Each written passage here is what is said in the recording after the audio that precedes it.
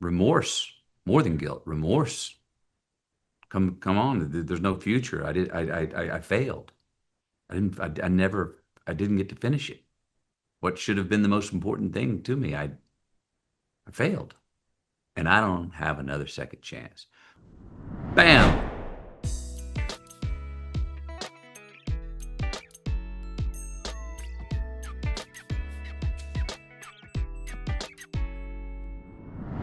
Hi, I'm Jonathan Bloomberg, writing for Movies in Sweden. Hi. Hello. Hi. So I watched the movie yesterday, and I loved it. It was so powerful, and it broke my heart at moments. So just thank you for your both of your performances in it. You. Yeah.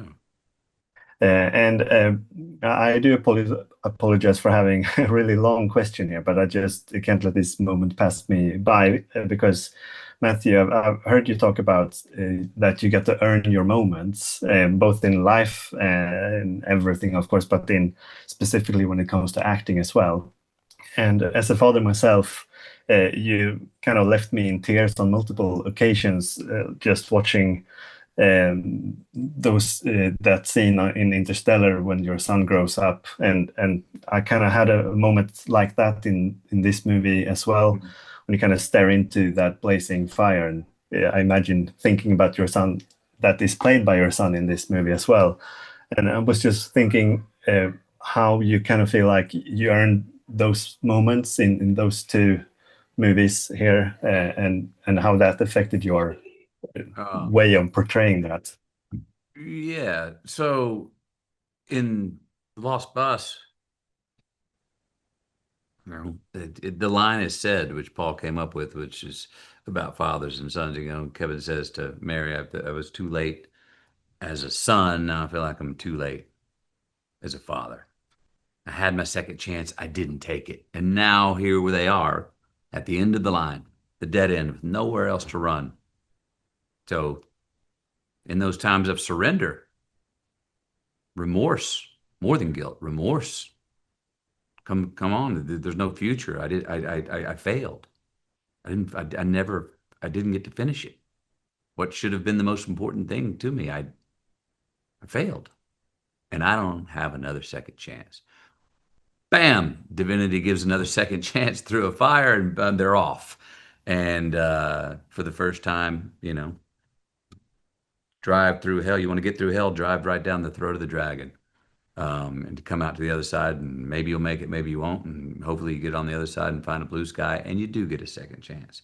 Um, yeah, that's the relational place that I was, and similarly, we both were. I didn't find out that Mary had children that she had chosen not to go take care of when she got on the bus. I don't find that out till later on in our ride. Um, but yeah, that you know, to go to have places as an actor when we to have obstacles that are what about the safety of your children? And what about how do you stay alive? How do you survive? Those are, oh, to have that. That's more than emotional conflict. That's like a pure survival. To have that is what why I think I love dramas because the ceiling and the basement of what you want or what you're running from and what you're running towards or what you need is as deep or as high as we personally want to make it, which is Yeah, drama. So when the stakes are survival, it's a wonderful real place to work from. yeah, I loved it. And for you, America, I know that you spoke with Mary about what she went through. So, can what was it in particular that you kind of brought from that to heart to kind of portray your part on this? Yeah, interestingly, one of the things that Mary was adamant about was this mask that she had to put on to be what she thought she needed to be to the kids uh, in that moment, that she had to kind of subdue and suppress all of her own real inner experience and fear. And she had her two kids out in the town that she couldn't get to, couldn't communicate with, and everything that she had on the line. and that she was really adamant about this mask that she wore the whole time. And I took that to heart. And then through the experience of filming it and in conversation with Paul, we got to this point where it was so clear that the only thing that could happen was that the mask had to go. And she had to lose any sense of control and any sense that she could protect these children in this moment, that she could protect herself. And that really, at least for Mary on screen, was the character journey of this is who I have to be to survive this moment. And then the truth and the reality is the only thing she could do was completely surrender. And when I read the script, I was so drawn to the moment where Kevin and Mary find themselves in the same place of surrender. And I was excited to explore, what truth emerges, what truth lives in a moment where there's nothing else for you, nowhere else for you to go. And so those were the things that were really like that human instinct to fight, fight, fight, survive, survive, survive, mask, mask, mask. And then the call and the demand of like, the only thing you can do is completely surrender. That dichotomy is so interesting. That contradiction. Yeah, I agree. So thanks a lot, both of you, for taking the time to speak with me today. And I'm also really looking forward to Brother from Another Mother coming down the line. So Yes. good luck with the premiere now. All right. Thank you now. Thank you. Yeah, so I am Jonathan Blumberg, writing for movies in Sweden. Hello. Yeah, my name is Inga. I'm from Sweden. Yeah, well, it's an Sorry, honor getting to you're the speak with only you. you're the only person I can say that to. Well, I love that you did. And I love this movie too. It's heartbreaking at Yes. times, but it's also very powerful. And if I've understood it correctly, it's you that kind of found this story and brought it to Jason Yes. Blum and made it happen. So what was it with this story that really drew your attention to it and made you want to do all this work behind the scenes and not even step in front of the camera? Yes, very much so. So I'm born and raised in California. So I have seen and witnessed a lot of natural disasters. Obviously, I was highly aware of the Camp Fire that decimated the town of Paradise, California, killed 85 people.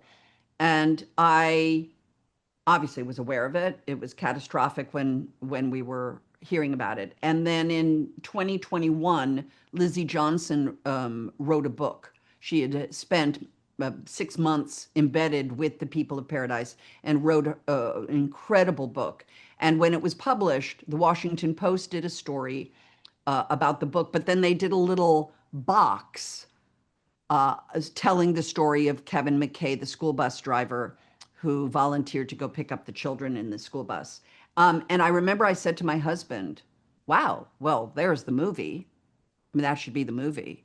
And I didn't do anything. And the next day, I was driving to visit my sister and I was listening to NPR, and Scott Simon was interviewing Lizzie Johnson about her book, Paradise. And he said, the story that really got me, Lizzie, was the story of Kevin McCay and Mary Ludwig. And I pulled my car over on the side of the road and I called Jason and I said, I'm sending you a link to both things. And I said, Jason, I want to buy the book. I think it will be the most important thing either one of us ever do in the movie business. And I want to do it with you. And from that day, that was August 21st, 2021. And so barely just 4 years later, we have the movie being released. I knew that you could never tell the vastness of that fire story without being able to focus it in on something as simple as a school bus driver and a teacher protecting 22 children. It lent itself from a narrative standpoint to being able to focus a story that would just be vast. But then, of course, in the hands of Paul Greengrass, you have a master filmmaker whose background is in documentary filmmaking. And so the scope of the fire is so immersive. and terrifying that you get both. You get this very personal narrative story, and then you get this very explosive um, uh, visual movie experience that the combination of the two is really quite masterful. Yeah, I totally agree with you. And Paul Greengrass was the perfect choice as the director there as well. He was my And number one. He was my number one on my list, by the way. I that had two names. He was number one. that's great to hear. I know we're almost running out of time here now, Oh, but I also know that you've been working with a fellow Swede of mine, Charlotte Brännström, on Scarpetta. So I just wanted to know if you had anything that you could talk about that project and working with a fellow Swede of mine. yes. Very excited. It is Scarpetta. It's the book series by Patricia Cornwell, and it stars Nicole Kidman. I'm in it actually also, and I'm also producing that show. So my job as a producer is growing, which is excellent. It's a thrilling next chapter for me. Yeah, I'm really looking forward to see you explore that. And Thank you. from all I've heard from everyone that works with you, they love your sets. So that's I hope you get that feedback too. I do. I love the art form of making movies and television. I love the collaborative art form. I've always loved it. It's my favorite part of it is that I can't do what I do without you. I can't do what I do without these people in here. I can't do what I do without a camera pointing at me or a recording of my voice or an outfit. Like it is a team sport. And I've always understood that. And now as a producer, I'm head cheerleader because I love a team sport. And the only way a team works is if they work together well. And the only way you're going to do that is if you feel connected. And so it's crucial to me. And so my first couple experiences here are proving to have that feeling. And I hope it translates to the screen. Yeah. Thanks a lot for taking your time to speak Thank with me you. today, and best of luck with the premiere now. Appreciate it.